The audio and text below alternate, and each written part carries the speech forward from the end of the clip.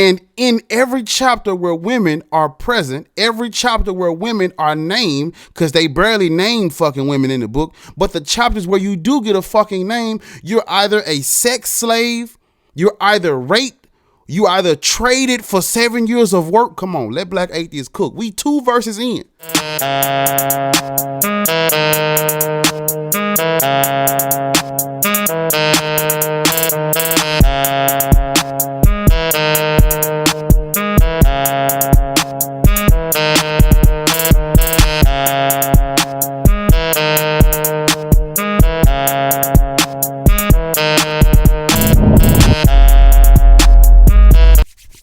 Let me work.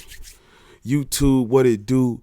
It's your boy Black Atheist Rants, back with it. You know what time it is. You know what's going on. Get this work. Housekeeping before we start. I need 100 likes. I know you're going to like the video. You always like my video. So before it starts, make sure you smash the like button, leave a comment, subscribe. I read all the comments. I appreciate all the likes. Let's get into it. This is Everything Wrong in the Bible. We are on Genesis chapter 34. Okay, when we last left off, Jacob, aka Israel, he wrestled with God. After he wrestled with God, then he reunited with his brother. After he reunited with his brother, then he left and he went to the city of Shechem. So now we are at the point where he's in Shechem with his family. This is Everything Wrong in this bullshit book. Let's get straight to it. The title of Genesis chapter 34 is Dinah and the Shechemites. Verse 1 says, "Now Dinah, the daughter Leah had born to Jacob, went out to visit the women of the land." Okay. It says, "When Shechem, son of Hamor the Hivite, the ruler of that area, saw her, he took her and raped her." Right off the bat, bullshit meter should be going off. There are a million questions we should be asking ourselves. You got to ask yourselves questions. You got to think critically. You got to assess what this book is saying. The first thing that comes to my mind when I'm reading this is, who is this person writing this? Were they present? How do they know she got raped? And if they were there watching her get raped, why wouldn't they stop it? Now, I want you to keep in mind that Jacob is favored by Yahweh. Jacob is one of Yahweh's favorite people thus far. Jacob has a daughter named Dinah. What does this God allow his daughter to go through? What does this God allow Shechem, the son of Hamor, to do to Jacob's daughter Dinah? He just named this man Israel. You can come down. I want you to think about this now. Let me show you how the God of the Bible views women. This is the same God, y'all, that just came down 2 chapters ago and wrestled with Jacob. The same God. There was no reason for God to come down and wrestle, but he did it, and he did it for no good fucking reason other than to come up with the name Israel. That's the only reason God came down and wrestled with Jacob. Now, this is the daughter of that same man. And what does the God of the Bible do? Absolutely fucking nothing. If you are a woman, you got to lock in with Black Atheists and let me speak to you. Like, listen to me. Listen to me when I say what I'm about to say. The God of the Bible feels it is more important to come down and wrestle with men than it is to come down and save a woman from getting raped. The God of the Bible has his priorities set, and it's not you. It's not your body. It's not your essence. It's not your, you know what I'm saying? It's not you. You're not safe. You're not protected. The God of the Bible gives 2 fucks, not 1 fuck. He gives 2 fucks about you. If you are a woman, there is no reason, there is no good reason why you, in your right fucking mind, should worship this God. Right here, right now, you should be done right now. You read all the way up to Genesis 34. This is the line. They've crossed it. The God of the Bible, Yahweh, has fucking crossed the line. Earlier chapters in Genesis show this God coming down. Earlier chapters in Genesis show this God using his all power, his nature, to protect Jacob, Abraham, Isaac, all these fucking men in the book, the patriarchs, the patriarchy as they call it. Yeah, the God comes down, saves all of them, protects all of them, promises them everything their hearts could fucking desire. And in every chapter where women are present, every chapter where women are named, because they barely name fucking women in the book, but the chapters where you do get a fucking name, you're either a sex slave, you're either raped, you either traded for 7 years of work. Come on, let Black Atheists cook. We 2 verses in. This is the genesis of Judaism and Christianity we're talking about right here. This is the genesis of all 3 Abrahamic religions. If you are a woman, your God has a whole 34 chapters. And I'm referring to the first 34 chapters that I've read so far on YouTube. Through these first 34 chapters, you have been nothing but property, a sex slave, a good that's traded for services, or you've been raped. Now, up until this point, right? I'm just speaking about what we've read so far. Up until this point, I want you to show me where the God of the Bible has come down. Show me where the God of the Bible has come down and intervened and protected women in a way that he protected these fucking men. I have a mother. I got sisters. I got women in my fucking life. Why would I praise and worship a God that would allow this to happen to them? Why would you worship and praise a God that would allow this to happen to the women in your life? If you are a woman, why would you worship and praise a God that would let this happen? There is no, listen, I'm gonna tell you this straight up and we're gonna get back to the fucking book.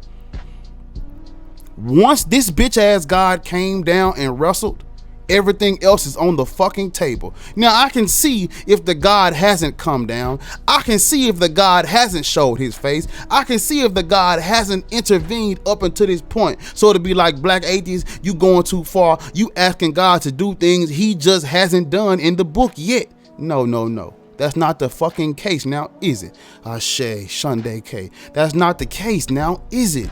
We've seen this God intervene. We've seen him put his gloves on and get his hands dirty for the men. I want that same respect for the women. I want that same reverence for the women. I want that same covenant for the women. I know you want me to stop ranting and keep fucking going, but I got women that I care about in my life. I've seen women talk about this stuff happening. There are victims of this right here. Everybody always talking about their personal experience. I want somebody to give me a personal experience where the God of this fucking Bible came down and intervened while somebody was about to get raped. How many rape victims has this God saved? How many times has he come down and yoked the motherfucker up that was trying to rape somebody? How many times has he done it?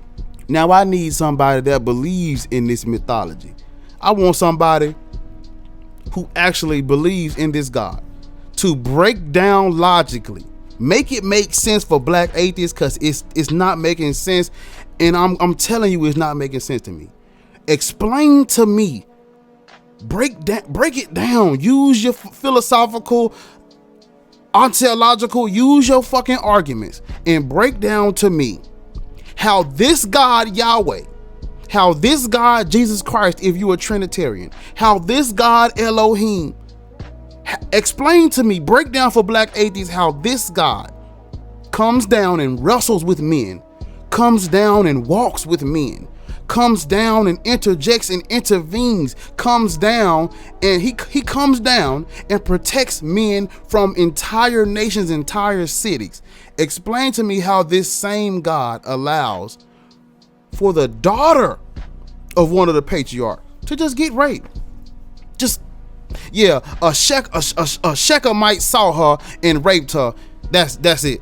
We're gonna keep fucking reading, but I want somebody to show me in the Bible where a woman was about to get raped and God came down. He sent 40 fucking angels and them angels killed that man before he did it. I pray to this fake ass God that story is in this book.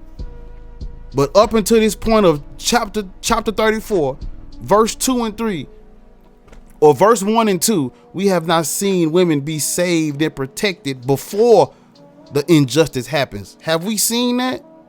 No, we haven't. Should that bother you?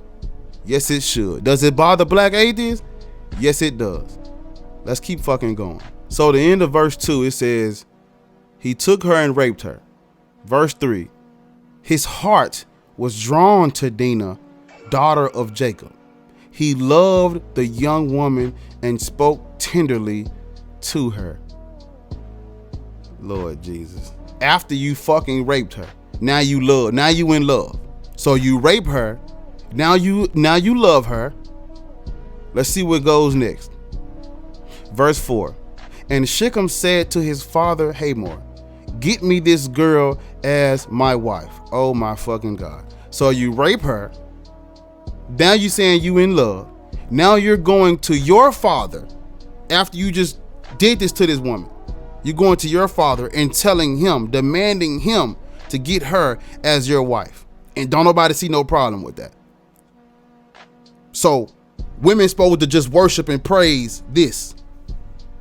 You supposed to read this story and feel what about God? Where's the reverence for God? Right here, right now. I'm talking about this exact verse right here. Does this turn you on for Christ?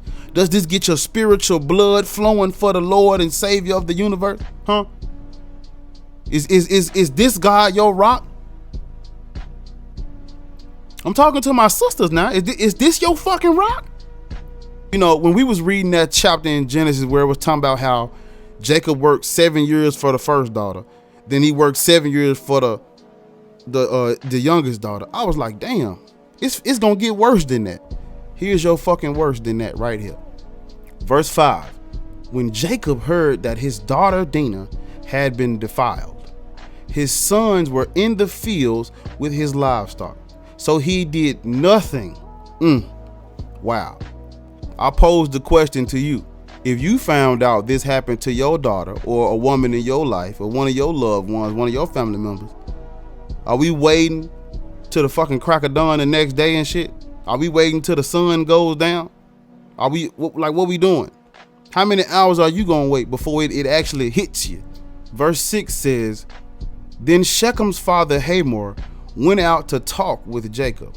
Meanwhile, Jacob's sons had come in from the fields as soon as they heard what had happened. Okay, so everybody here, let's see what they talking about. It says they were shocked and furious because Shechem had done an outrageous thing in Israel by sleeping with Jacob's daughter. Wow. You see how they just switched it? Now it's talking about he slept with her. No, incorrect. Incorrect verbiage, incorrect terminology.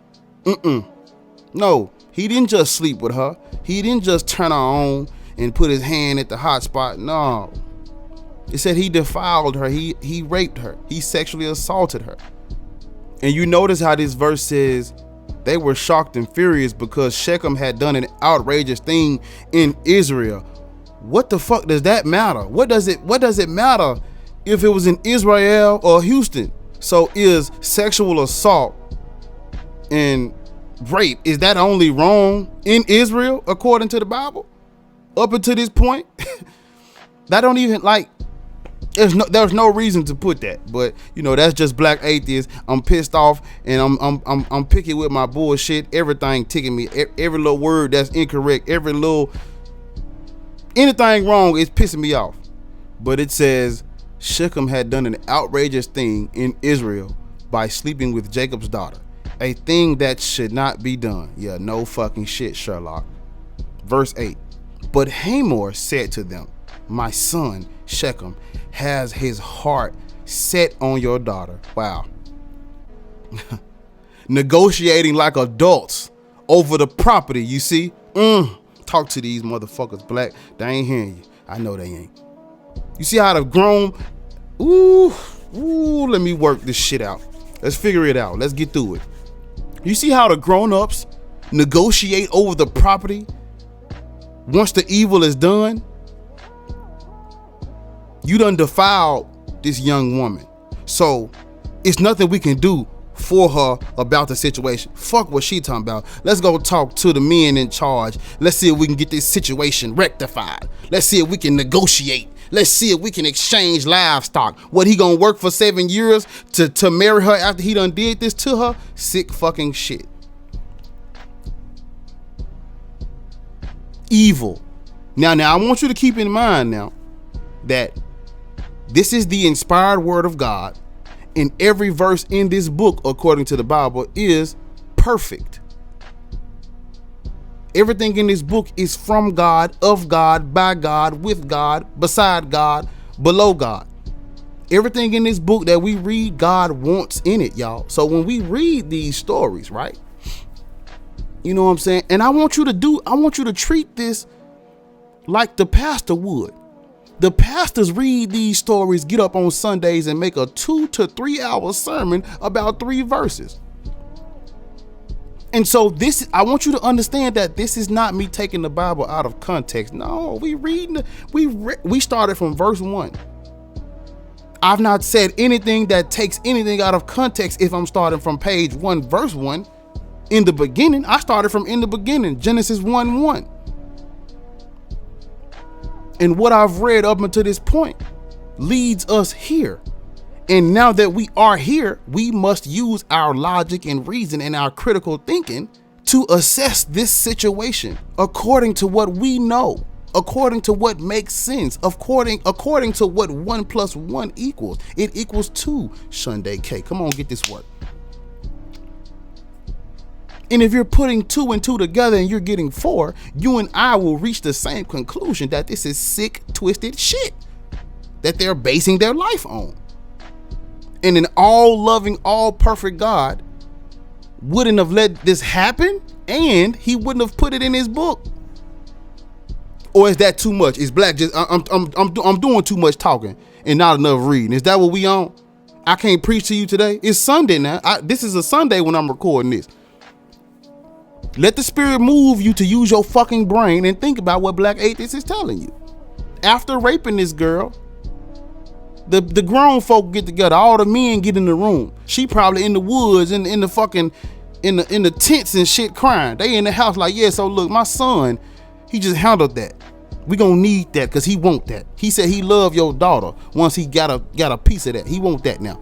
So yeah, let's put something on the table. Let's negotiate. I got 2 cattle with speckled spots, and I got an uncircumcised dog for you. Do you want that, or you need me to work for 2 years, or what you want me to put on a payment plan? Yeah, that's how the grown men talk in the Bible. That's how they talk about you. If you're a woman, you're property. They get the fucking if you how great is your God, huh? Thank God your motherfucking ass was born in the right time period. Come on, Black. Come on, get it to him. Get this work. Thank God your motherfucking ass wasn't born during this time. Thank Yahweh, right? You get your morality from this book, right? Now I want to ask you, as a humanist, as a kind, empathetic being, as a creature with compassion, I want to ask you, if you was this God, come on, Black. Woo! If you was this fucking God, what would you have done? If you had the power to, oh my goodness, let me just listen to Black, please. If you had the power to stop sexual assault, how many would you stop and why? And I think that right there, at that point, when you answer that question, we should just close this book up. At that point, when you answer that question for me, we done. It's nothing to debate. You got to understand what's on the table here. You got to understand what's at stake. You see, they getting on stage and they debating whether or not God is real. They getting on stage and using philosophical arguments on why you should praise and worship this God right here. The God who 2,000 years ago, because religion is new, the God who 2,000 years ago would have allowed you to get raped. He's allowing it now. You're not protected and saved by this God. You wasn't protected when they came up with the mythology, and your ass damn sure ain't protected now. There's nothing this God can do to save you. Here's your evidence. Now don't back out on me now. Don't bitch out on me now. Because you see, you believe Genesis 1, when they said that's how we got here. You believe that the earth was created in 6 and 7 days, and on the 7th day he rested. You believe there was a flood, and you believe he used his power to come down and wrestle. You believe all this other shit about Yahweh. Believe this too. Yeah, the God of the Bible allows women to get raped in the book. This when he 2 days ago he just came down. What is on a timer? Verse 8 says, but Hamor said to them, my son Shechem has his heart set on your daughter. Please give her to him as his wife. It says, intermarry with us. Give us your daughters and take our daughters for yourselves. Oh goodness. Oh my goodness. How long y'all want this video to be? That's all I'm asking. I got 30 minutes on. Ooh, shit. Wow.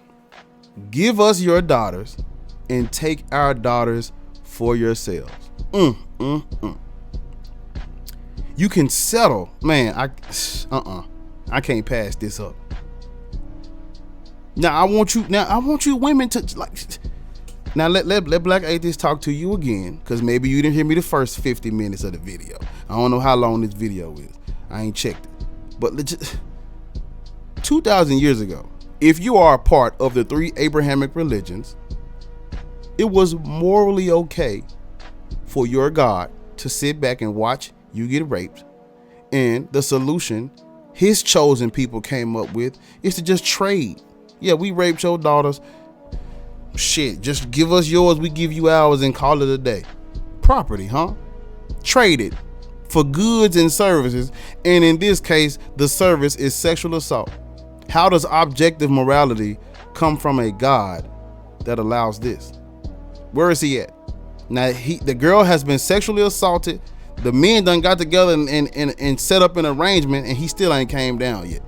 Where is he? Let's keep going. Verse 9 says, intermarry with us.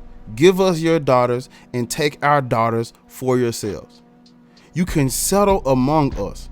The land is open to you. Live in it, trade in it, and acquire property in it. Then Shechem said to Dinah's father and brothers, let me find favor in your eyes, and I will give you whatever you ask. Wow. So after you sexually assault my sister, after you sexually assault my daughter, you talking about let you find favor in my eyes, and you're gonna give me whatever I ask. Do you think my daughter's body can be traded for like, what you gonna trade, a bucket of milk? After what you just did, that's what you think is a fair trade. No, give me your life. Get down on your fucking knees, give me a blade, and let me slit your throat in front of your family. You can't come back from that, twin. Verse 12 says, make the price for the bride. Wow. Oh my goodness. We ain't getting through this chapter. It says, make the price for the bride, and the gift I am to bring as great as you like, and I'll pay whatever you ask me. Only give me the young woman as my wife. Ooh, shit. Boy, they know how to pack the evil in one chapter, don't they? Man, if you're a woman reading this, ain't no way.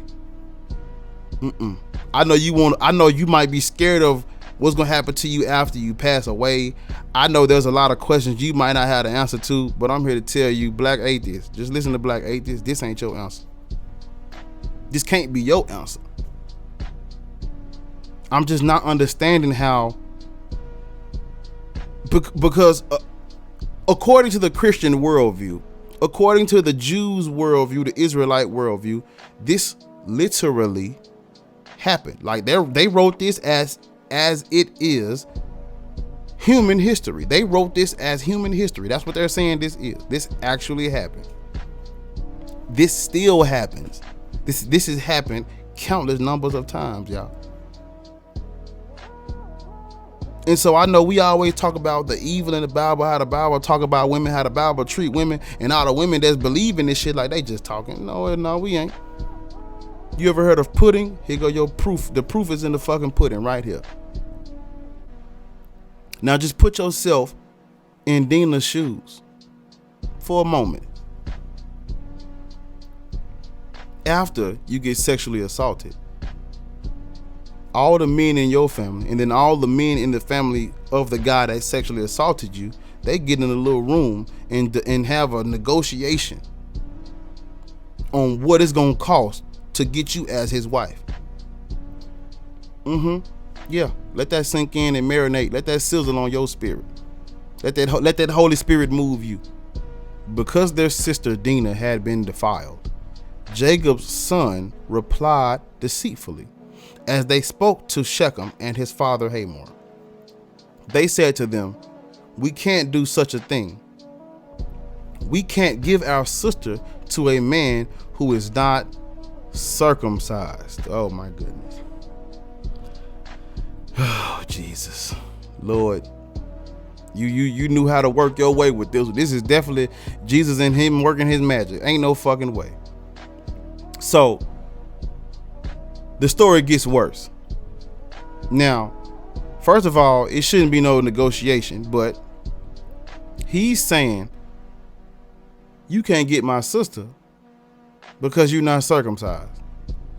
But it also says he replied deceitfully. So maybe that's just to throw him off. Maybe he's saying you can't get her because you're uncircumcised, as like to deceive him. But in his mind, he really thinking we not giving you her anyway because of what you did to her.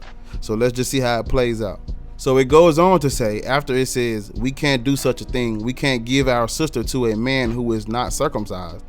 It then says, that will be a disgrace to us.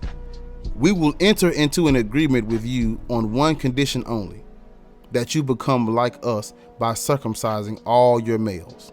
Verse 16 says, then we will give you our daughters and take your daughters for ourselves. I'm praying that this is a trick. I hope this ain't what they really did. Wow. Again, I did read the part where it said he was speaking deceitfully.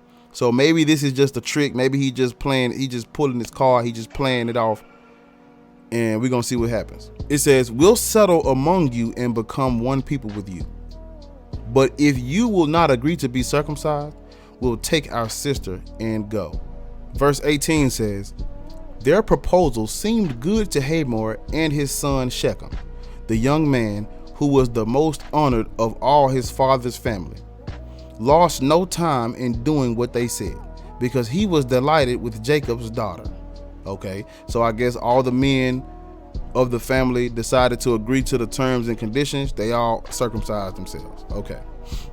Verse 20 says, so Hamor and his son Shechem went to the gate of their city to speak to the men of their city. These men are friendly toward us. They said, let them live in our land and trade in it. The land has plenty of room for them. We can marry their daughters and they can marry ours. But the men will agree to live with us as one people only on the condition that our males be circumcised as they themselves are. Okay, verse 23 says, won't their livestock, their property, and all their other animals become ours? So let us agree to their terms, and they will settle among us. All the men who went out of the city gate agreed with Hamor and his son Shechem, and every male in the city was circumcised. Okay, verse 25 says, 3 days later, while all of them were still in pain, 2 of Jacob's sons, Simeon and Levi, Dinah's brothers, took their swords and attacked the unsuspecting city, killing every male. Wow. There is so much to unpack right here. So, earlier, Dinah was sexually assaulted by Shechem. The response was, let's get together. We're going to trade our daughters for your daughters. We can live together. We're going to make amends. So their grand plan is to not just unalive the man who defiled their daughter / sister. No. Instead of just getting the person who wronged them, they decided to unalive all these other innocent people that had nothing to do with it. I understand eye for an eye, but you just killed everybody For one man. For one man's injustice, you just killed all those other men that were innocent, had nothing to do with it. Where is God at?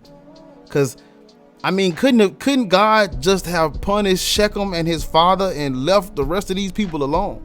He got himself and every man in his village, every man in his family killed.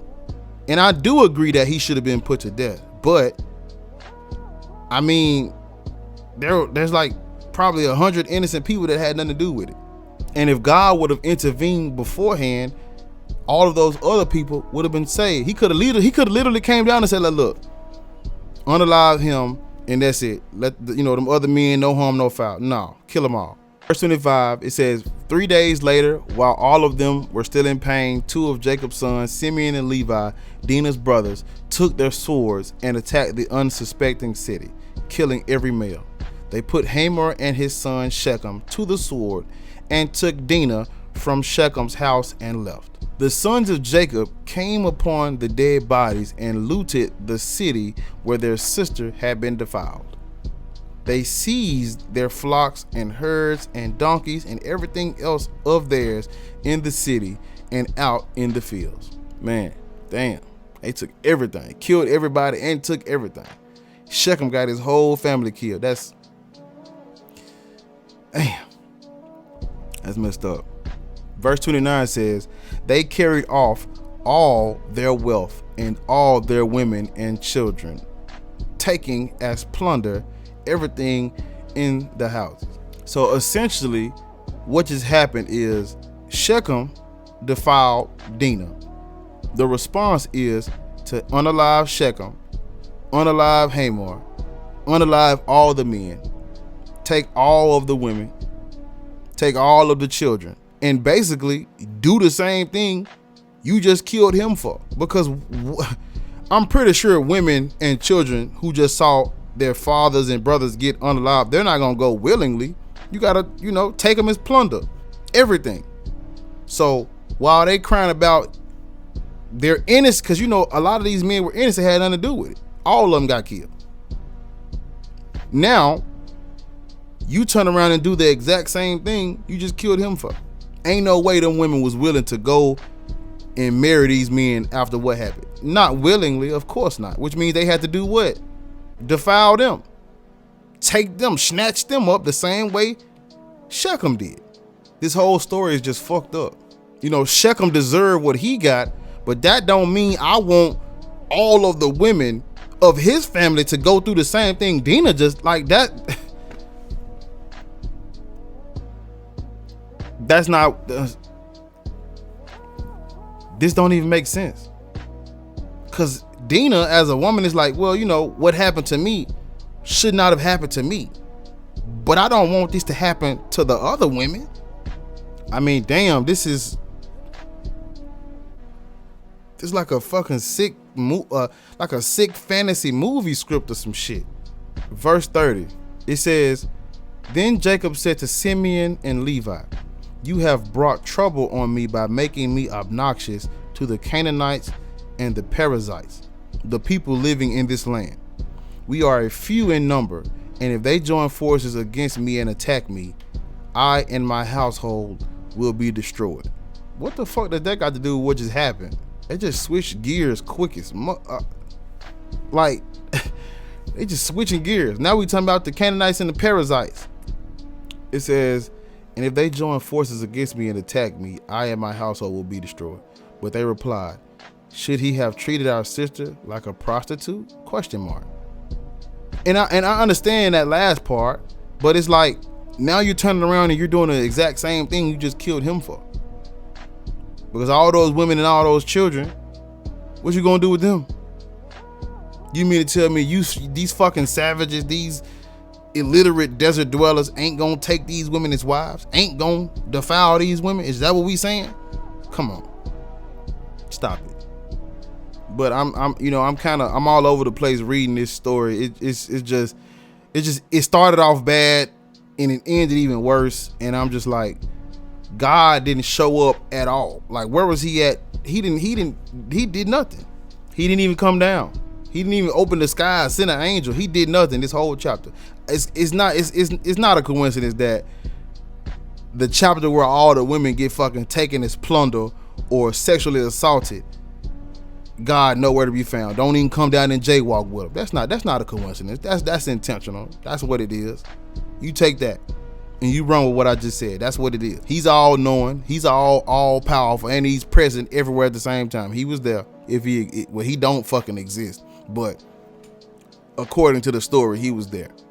What did he do? He did absolutely nothing. But that is the end of Genesis chapter 34. Clearly bullshit. Clearly a lot of sick and twisted shit going on. I mean, I'm really lost for words. I don't even know what else I can say about this chapter.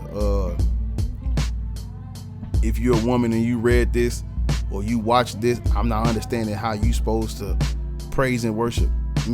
I mean, how does the God of the Bible get back in your good graces after he let this happen?